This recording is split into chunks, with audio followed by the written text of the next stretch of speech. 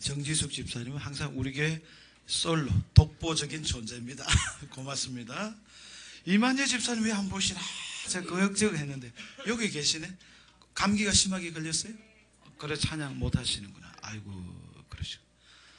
우리 옆 사람과 인사하고 말씀 듣겠습니다. 인사합시다. 사랑하고 축복합니다. 당신이 있어서 든든합니다. 네.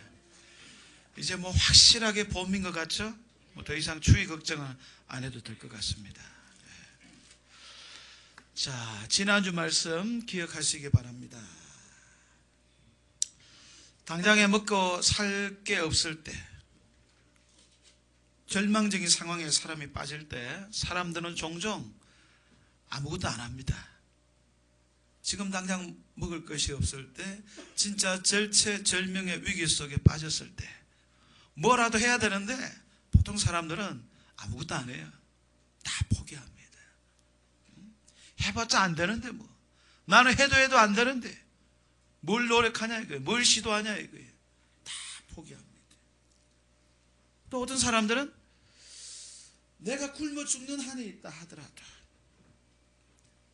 구걸하는 일은 하지 않겠다. 동냥은 하지 않겠다. 그러면서 부끄러운 일은 전혀 안 합니다. 남들 보기에 좀 뭔가 수치스러운 일을 할 마음조차 안 먹습니다. 아무리 내 형편이 어렵다 할지라도. 그런데 룻은 달랐어요. 룻은. 시어머니에게 뭐라고 얘기하던가요? 어머니 이렇게 가만히 앉아있다가는 우리 둘 다 굶어 죽습니다. 내가 남의 밭에 가서 보리 이삭이라도 줍겠습니다. 허락해 주십시오. 이렇게 딱 얘기하고 남의 밭에 가서 이삭 줍기를 시작합니다. 그냥 지금 당장 죽을 상황인데 뭔가 이게 부끄럽냐 부끄럽지 않느냐, 이게 나한테 수치스럽냐 수치스럽지 않느냐, 이게 중요한 문제가 아니었어요. 부끄러움을 마다하지 않고 자존심 다 내려놓고 룻은 남의 밭에 가서 젊은 여자가 보리 이삭 줍는 그 일을, 어떻게 보면 비참하고 수치스러운 그 일을 시작했어요. 그런데 묘한 게 하나님께서 이렇게 나서는, 이렇게 발벗고 일어서는, 몸부림치는 이 룻의 인생을 하나님께서 축복하셨어요. 절망적인 상황에서 아무것도 안 하는 그런 사람이 아니라 이런 상황에서도 일어서려고 몸부림치는 그 여인의 모습을 보고 부끄러움을 마다하지 않고 젊은 여자가 남의 밭에 가서 보리 줍는 그 보리상을 줍는 그 수치스러운 일을 마다하지 않고 일하기 시작하는 그 모습을 보고 하나님께서 축복하셨어요. 또 하나님은 룻을 축복하실 때, 룻의 인생을 회복하실 때 또 어떤 방법으로 그의 인생을 회복하시고 축복하셨습니까? 우연히 보아스라는 사람을 만나게 하심으로 축복하셨어요. 우리가 알고 있죠? 룻이 남의 밭에 보리 이삭을 주우러 갔는데 왜 하필 보아스의 밭에 갔냐 이거예요. 우리는 모르죠. 또 룻이 보아스의 밭에 가서 보리 이삭을 줍는데 보아스가 상당한 부자입니다. 재산이 많습니다. 밭이 아주 많았을 거예요. 그러면 왜 하필 많은 밭 중에서, 자기의 많은 밭 중에서 룻이 와 있는 그 밭에 갔을까요? 다른 밭도 많은데. 그리고 룻이 이삭을 줍고 있는 그 순간에, 그 시간에 보아스가 도착했을 거예요. 또 한 명이 아니라 적어도 몇 명의 사람이, 여러 명의 가난한 사람들이 부잣집 밭에 가가지고 보리 이삭을 주울 텐데 보아스의 눈에 왜 룻이 쏙 들어왔을까요? 보아스가 왜 룻을 주목했을까요? 그냥 지나칠 수도 있는데. 이 모든 게 뭡니까? 성경은 그냥 우연이라고 얘기해요. 우연히 그런 일이 일어났다. 성경 자체가 그렇게 얘기하고 있어요. 그러나 진짜 이것이 우연이냐고요. 성경의 표면적으로는 그냥 우연히 보아스의 밭에 가게 되었습니다. 때마침 보아스가 거기 왔습니다. 때마침 우연히 주목하게 되었습니다. 전부 다 우연의 연속으로 성경에 얘기하고 있는 것 같지만 그것은 표층에서 겉으로 하는 얘기고, 성경 기자가 하나님이 그 저 밑바닥에서 진짜 하는 얘기는 뭐예요? 이게 다 우연이 아니다. 필연이다. 우연을 가장한 필연이다. 하나님께서 보아스를 만나도록 하시기 위해서 뒤에서 다 인도하시고 이끌고 섭리하시고 계획하신 것이다. 할렐루야. 예. 하나님은 하나님의 품으로 돌아온 이 룻에게, 나오미와 룻의 인생에게 보아스를 통해서 축복하시고자 하는 그런 계획을 갖고 있었는데, 그래서 하나님은 보아스를 먼저 준비하시고 그 다음에는 우연을 가장해서 보아스의 밭에 가게 하시고 보아스를 만나게 하시고 보아스의 눈에 띄게 하신 거예요. 이런 걸 보면 하나님의 섭리가 참 묘합니다. 보통 우리는 하나님 기적적으로 나를 도와주십시오, 기적적인 방법으로 나를 일으켜 주십시오, 그 어느 누구도 부인할 수 없는 방법으로, 분명한 방법으로, 이건 진짜 하나님이 하셨습니다, 그런 방법으로 나를 치료하시고 나를 회복하시고 우리를 일으켜 주십시오, 이렇게 소망합니다. 물론 우리가 신앙생활 하다 보면 전체 인생 중에서 그런 일이 가끔씩 혹은 종종 일어납니다. 그러나 더 빈번하게, 더 많이, 더 자주 하나님께서 우리의 인생 가운데 개입하시고 역사하시는 방법은 뭡니까? 우연을 가장해서 우리 인생 가운데 찾아옵니다. 그죠? 그래서 우리는 하나님께서 노골적인 방법으로도 우리 인생에 개입하시지만 우연을 통해서 은연중에 아는 듯 모른 듯 이런 식으로 우리 인생에 찾아올 수 있다라는 것을 알아야 돼요.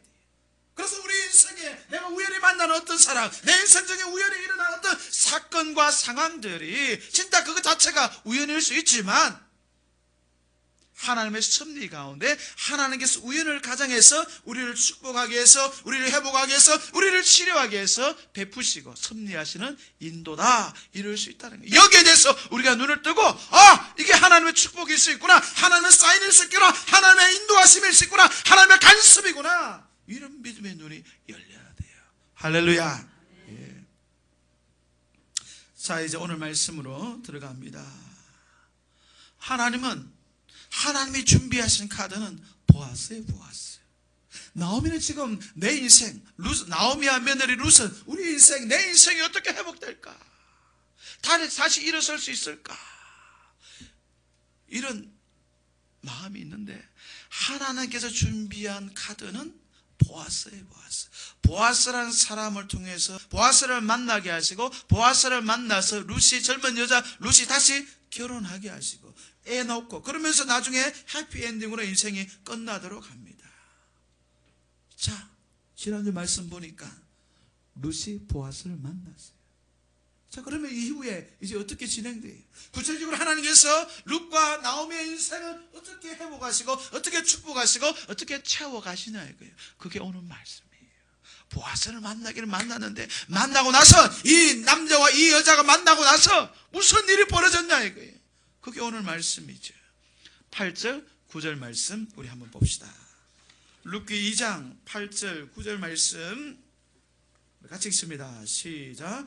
보아스가 룻에게 이르되 내 딸아 들으라, 이삭을 주우러 다른 밭으로 가지 말며 여기서 떠나지 말고 나의 소년들과 함께 있으라. 그들이 베는 밭을 보고 그들을 따르라. 내가 그 소년들에게 명령하여 너를 건드리지 말라 하였느니라. 목이 마르거든 그릇에 가서 소년들이 길어온 것을 마실지니라 하는지라. 이 말씀 보면 보아스가 룻을 주목해 봤을 뿐만 아니라 저 여자 좀 도와줘야 되겠다, 저 여자에게 뭔가 친절을 베풀어 주겠다, 그런 마음을 품고 큰 은혜와 큰 친절과 큰 도움을 베풀어 줍니다. 그냥 보기만 하는 것이 아니라 참 저 사람 착한데 내가 도와줘야 되겠다, 뭘 도와줍니다. 그게 세 가지나 돼요. 세 가지. 첫째, 어떤 도움을 줍니까? 여기를 떠나지 말고, 내 밭을 떠나지 말고 다른 남의 밭으로 가지 말고 내 밭에 계속 머물면서 계속 내 밭에서 보리 이삭을 주우라고 해요. 다른 집 밭에 가지 말고 내 밭에 계속 머물면서. 밭이 작지 않은 것 같아요. 아주 큰 부자였던 것 같아요. 요만한 밭이 아니라 여기도 밭이 있고 저기도 밭이 있고 밭이 아주 많았던 것 같아요. 남의 밭에 갈 필요 없이, 다른 밭에 갈 필요 없이 내 밭에 계속 머물면서 내 밭에서 계속 보리 추수가 끝날 때까지 보리 이삭을 주우라고 그렇게 얘기합니다. 우리도 그렇지요. 어떤 한 사람한테 계속해서 신세를 지면, 계속해서 어떤 한 사람으로부터 도움을 받으면 우리 마음에 어떤 마음이 생겨요? 도움을 받는 거, 신세 지는 건 좋지만 미안한 마음이 들어요. 미안한 마음이에요. 고맙기는 하지만 너무 고마우면 미안한 마음이 들어요. 룻도 그런 마음, 그런 생각 들지 않겠습니까? 보아스의 밭이 넓고 좋지만, 보아스의 마음이 후덕하고 참 따뜻하지만, 보아스의 밭에서 오늘도 보리씨락을 줍고 내일도 보리싹을 주우며 미안한 마음이 드는 거예요. 그래서 자기가 알았어. 보아스의 밭에 며칠 이삭을 줍다가 며칠 후에는 내일은 내가 다른 집에 가야 되겠다, 다른 밭에 가야 되겠다, 자동으로 이렇게 생각할 거예요. 그런데 보아스가 그러지 말라고요. 그런 고생, 그런 수고할 필요 없이 내 밭에서 계속 머무면서 보리 이삭을 주우라고 합니다. 이게 일종의 은혜죠. 특혜죠, 특혜. 또 무슨 얘기를 합니까? 내 여기 소녀들을 보고, 이 소녀들은 보아스의 여종들을 얘기해요. 여자 일꾼들을 얘기합니다. 이 여자 일꾼들이 어느 밭으로 가는지, 내 밭이 아주 많은데, 이 밭도 있고 저 밭도 있는데, 많은 밭이 있는데, 이 여종들이 어느 밭으로 가는지 보고 그 여자들을 따라다니면서 보리 이삭을 주우라고 합니다. 두 번째가 그거예요. 그죠? 두 번째, 자기 여종들이 있는데 여종들이 어느 밭으로 가는지 보면서 따라다니면서 보리 이삭을 주우라고 합니다. 또 뭘 얘기합니까? 또 남종들한테, 소년들한테는 이 여자를 절대 건드리지 말라고 얘기합니다. 유대 사회에서는 남의 밭에 가서 보리 이삭을 줍는 풍습이 있었는데, 기본적으로 그것은 보리 추수가 끝나고 나서 해야 됩니다. 보리 추수하는데 괜히 객군이 들어와가지고 보리 이삭을 주우면 주인이 좋아할 일 없어요. 그래도 적어도 보리 추수가 끝나고 나서, 끝난 직후에 와서, 가난한 사람들 와서 이렇게 보리 이삭을 주어야 되죠. 그런데 그렇게 하지 말고 지금 보리 추수를 진행하고 있는데, 이 기간, 이 보리 추수하고 있을 때 동시에 하라는 거예요. 동시에 하면 어떻게 됩니까? 다른 사람이 와서 채찍할 이유가 없어요. 전부 다 그 밭에 있는, 남아있는 보리 이삭을 전부 다 맺게 됩니다. 그런 은혜를, 그런 자비를 베풀어주고 있어요. 뿐만 아니라 보리 추수를 하고 있는 중에 보리 이삭을 줍더라도 어떻게 해야 됩니까? 최소한 보리 추수하는 사람이 여기 있으면 최소한 몇 발자국 저 뒤에 떨어져서 해야 되는데, 저 멀찌감이 떨어지지 말고 착 달라붙어서 바로 뒤에 따라가면서 보리 이삭을 주우라고 하는 거예요. 이렇게 특별한 은혜, 특별한 자비를 보아스가 베풀고 있어요. 그러면서 당부를 하고 있죠. 아니, 명령을 하고 있죠. 남자 종들한테 저 여자 건들지 마. 함부로 대하지 마요. 함부로 대하기 쉬운 상황에, 왜요? 가난한 여자가, 젊은 여자가, 그것도 이방인 출신의 여자가 부잣집 밭에 가가지고 보리 이삭을 주어요. 거기 많은 남자 하인들이, 일꾼들이 있을 텐데 이 여자를 만만하게 보겠죠? 쉽게 보겠죠?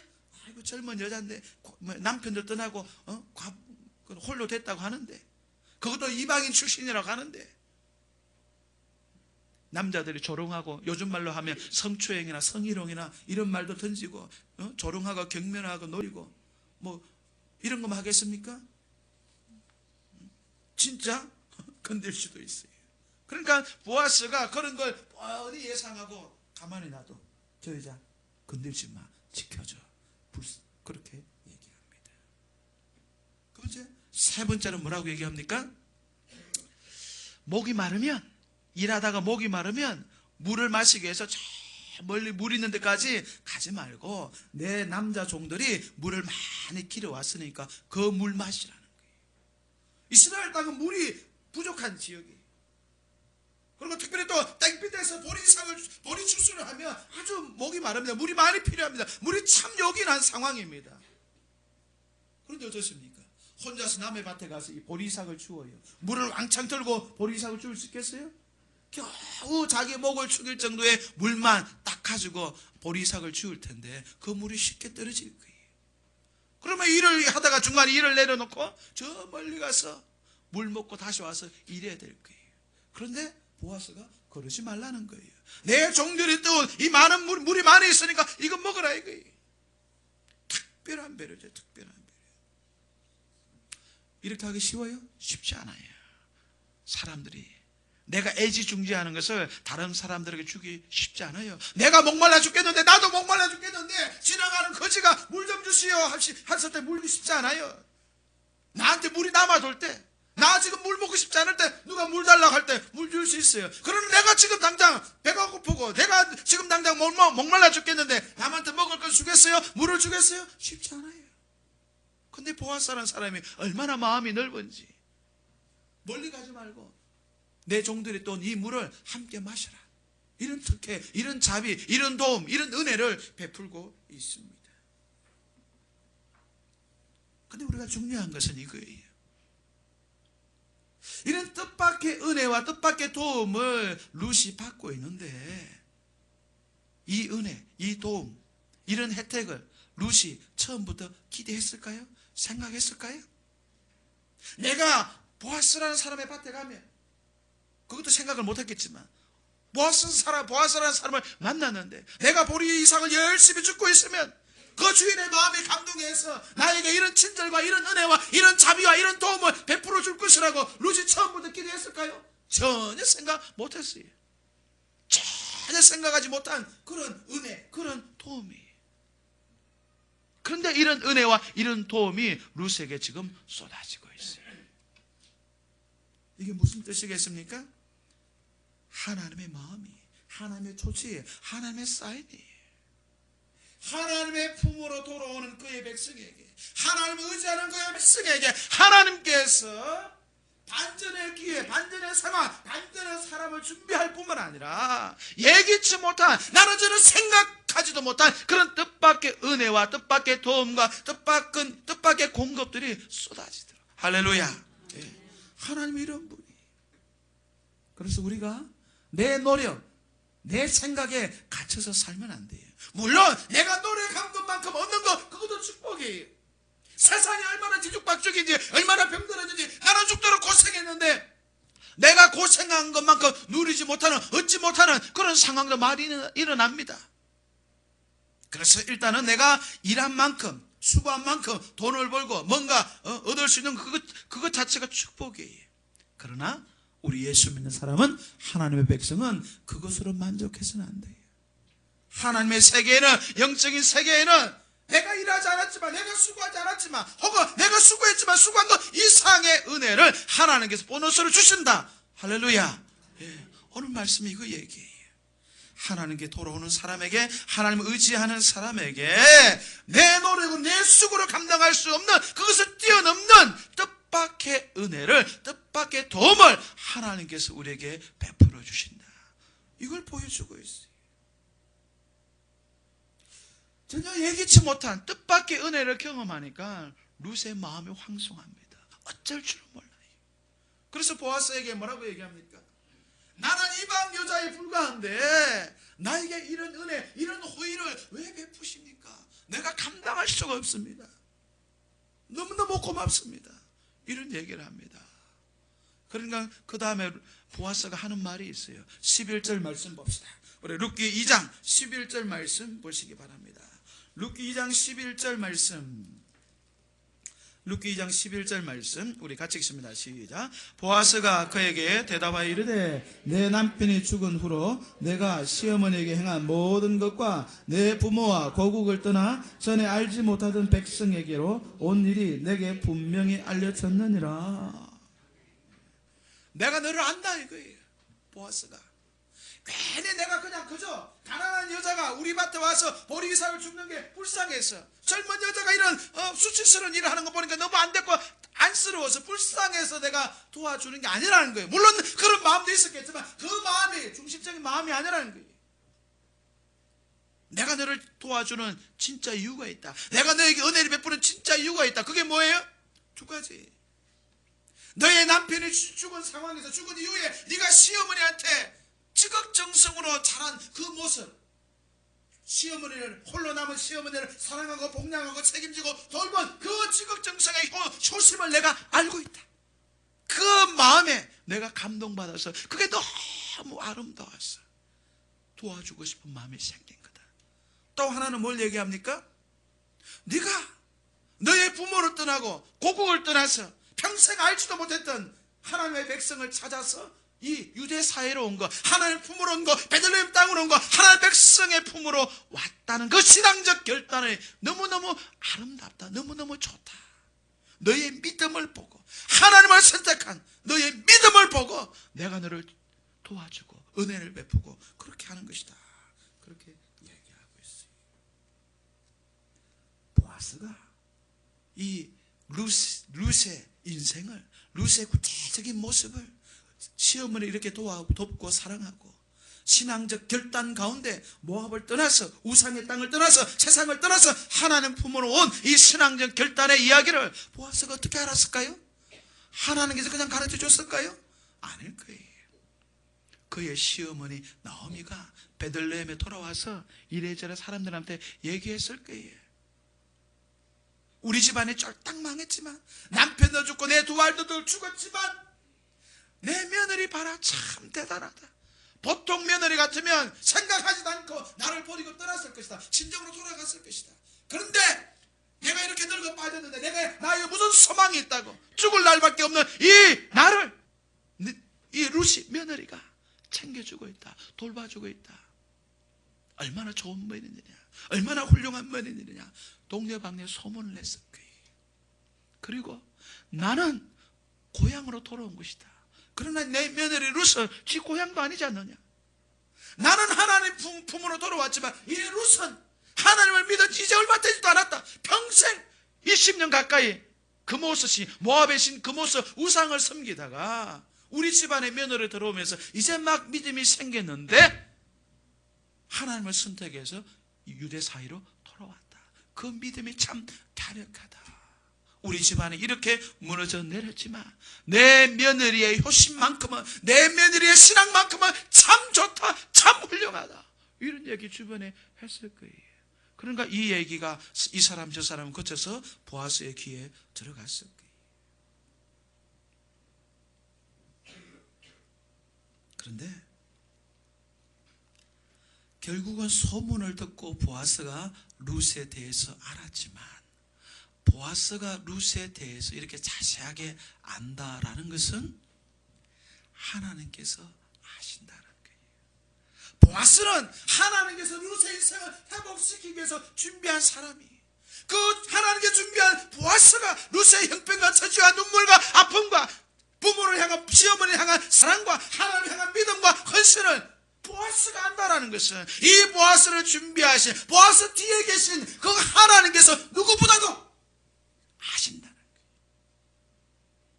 지금까지 나오미와 룻은 어떤 마음으로 살아왔겠습니까? 하나님 어디 계십니까? 나는 이렇게 힘든데, 우리 집안이 이렇게 복상 망했는데 하나님 당신은 어디 계십니까?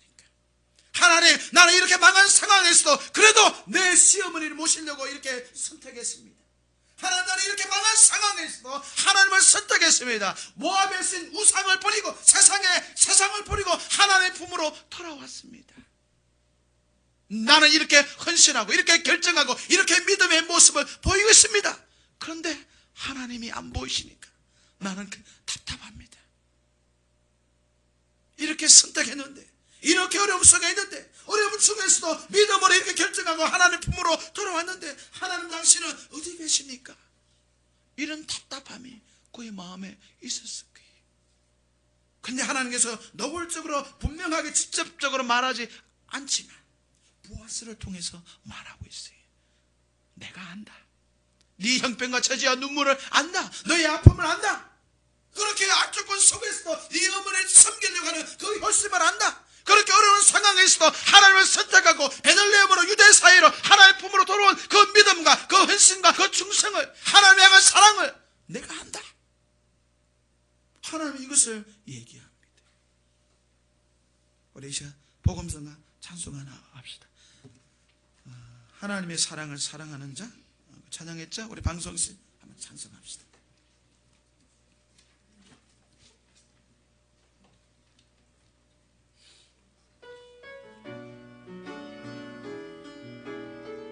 하나님의 사랑을, 하나님의 사랑을 사모하는 자, 하나님의 평안을 바라보는 자, 너의 모든 것 창조하신 우리 주님이 너를 얼마나 사랑하시는지. 하나님께 찬양과 경배. 하나님의 선하심을 닮아가는 자, 너의 모든 너를 자녀 삼으셨네. 하나님 사랑의 눈으로, 하나님 사랑의 눈으로 너를 어느 때나 바라보시고, 하나님 인자한 귀로서, 하나님 인자한 귀, 언제나 너에게 기울이시니 어둠의 밝은 빛을 비춰 너의 작은 신음에도 응답하시니 너는 어느 곳에 있든지 주만 바라볼지라. 하나님 사랑의 눈으로, 하나님 사랑의 눈으로 너를 어느 때나 바라보시. 하나님 인자한 귀로서, 하나님 인자한 귀로서 언제나 너에게 기울이 어둠의 밝은 빛을 비춰 너의 작은 신음에도 응답하시니 너는 어느 곳에 있든지 주만 바라볼지라. 주만 바라볼지라. 주만 바라볼지라. 주만 바라볼지라. 주만 바라볼지라.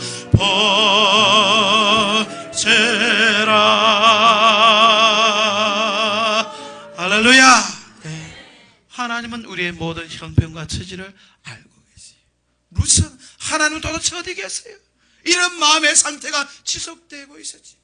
하나님은 여전히 변함없이 루스의 눈물과 형편과 처지를 알고 계셨어요. 뿐만 아니라 하나님을 선택하는 그 믿음의 선택과 결정과 헌신과 충성을 여전히 하나님은 알고 계셨어요. 그래서 우리는 선을 행하다가 쉽게 포기해서는 안 돼요. 믿음의 길을 계속해서 걸어가셔야 돼요. 보아스가 루스의 형편과 처지와 믿음과 충성을 알았던 것처럼 하나님께서 루스의 형편과 처지와 믿음을 알고 하나님께서 우리를 다 알고 계세요. 이제 마지막 내용입니다. 보아스는 자신이 루스에 관해서 많은 것을 안다고만 하지 않았어요. 내가 많은 것을 너에 관해서 알기 때문에 그래서 내가 너를 도와주는 거다, 이렇게만 말하지 않았어요. 자, 오늘 말씀 룻기 2장 12절 말씀 보시기 바랍니다. 룻기 2장 12절 말씀 우리 같이 읽습니다. 시작. 여호와께서 내가 행한 일에 보답하시기를 원하며 이스라엘의 하나님 여호와께서 그의 날개 아래에 보호를 받으러 온 내게 온전한 상 주시기를 원하노라 하는지라. 보아스는요, 룻을 도와줬을 뿐만 아니라 룻에게 특별한 넘치는 은혜를 줬을 뿐만 아니라 보아스는 뭘 해요? 룻을 축복합니다. 룻을 위해서 기도합니다. 이게 중요한 거예요. 보아스가 룻을 도와주기만, 룻에게 은혜와 자비를 베푸는 것으로 끝나는 것이 아니라 이렇게 축복하고 기도한다는 건 뭐예요? 사실 객관적으로 말해서 내가 이제 더 이상 도와줄 게 없다라는 거예요. 나는 할 수 있는 만큼 했다라는 거예요. 지금 내 상황에서, 내 형편에서, 내 마음에 감동받은 그 상황에서 나는 할 수 있는 대로 최선을 다했다. 더 이상 내가 너를 책임질 수는 없다. 예를 들어서 너에게 밭을 준다든지 뭐 집을 장만해 준다든지, 예를 들어서 또 많은 재산을, 돈을 물려준다는데 이런 도움은 내가 줄 수 없다. 지금까지 해준 거 여기에 다다 전부다. 이런 상황에서 자기가 더 이상 해줄 것이 없는 이 상황에서 보아스가 마지막으로 해주는 게 뭐예요? 룻을 축복하며 기도합니다. 뭐라고 기도합니까? 하나님께서 내가 행한 일에 보답하시기를 원한다. 네가 시어머니를 그렇게 잘 모시고 네가 믿음으로 하나님을 선택한 그 믿음의 결단을 보시고 하나님께서 너에게 보답해 주시기를 바란다. 그리고 하나님께서 너에게 상 주시기를 바란다. 이렇게 축복하며 기도합니다. 그런데 더 놀라운 것은 뭐예요? 기도대로 돼요. 이후에 펼쳐지는 인생을 보면 보아스가 룻을 위해서 기도한 대로 축복한 그대로 룻의 인생이 회복되고 축복받고 이루어집니다. 할렐루야. 이게 중요한 거예요. 보아스는 지금 내가 해줄 거 다 해줬다. 더 이상의 은혜, 더 이상의 자비, 더 이상 도움을 줄 수 없다. 이런 상황에서 이제 자기가 줄 수 있는 게 기도밖에 없어요. 축복 기도밖에 없어요. 그것을 주는데 하나님께서 그 축복 기도가 땅에 떨어지지 않고 그 축복 기도대로 룻의 인생이 회복되게 하십니다. 이전에도 마찬가지예요. 나오미가 자기를 따라오는 그 두 며느리에게 돌아가라. 나한테 무슨 소망이 있다고 나를 따라오느냐. 돌아가라. 그러면서 나오미의 신세에서 해줄 수 있는 게 기도밖에 없어요. 어떤 기도를 합니까? 남편 죽고 난 다음에 니네들이 나에 대해서 잘해준 건 내가 안다. 니네 남편 살아 생전에도 남편에게 잘하고 그 다음에 죽은 다음에도 나를 잘 대해준 거 안다.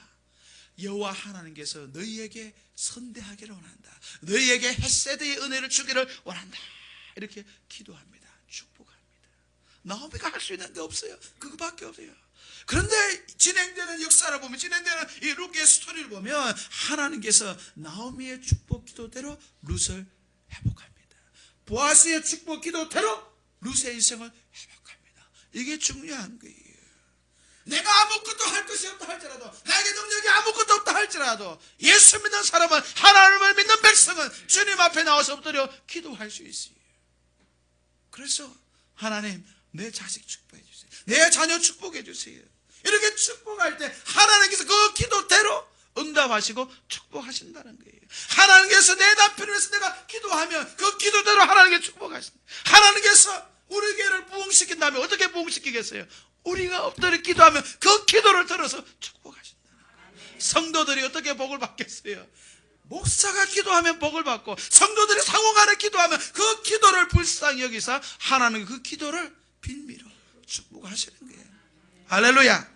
네. 그래서 우리는 하나님, 나는 가진 게 없어요, 능력이 없어요, 내세울 게 없어요, 이런 소리 하면 안 됩니다.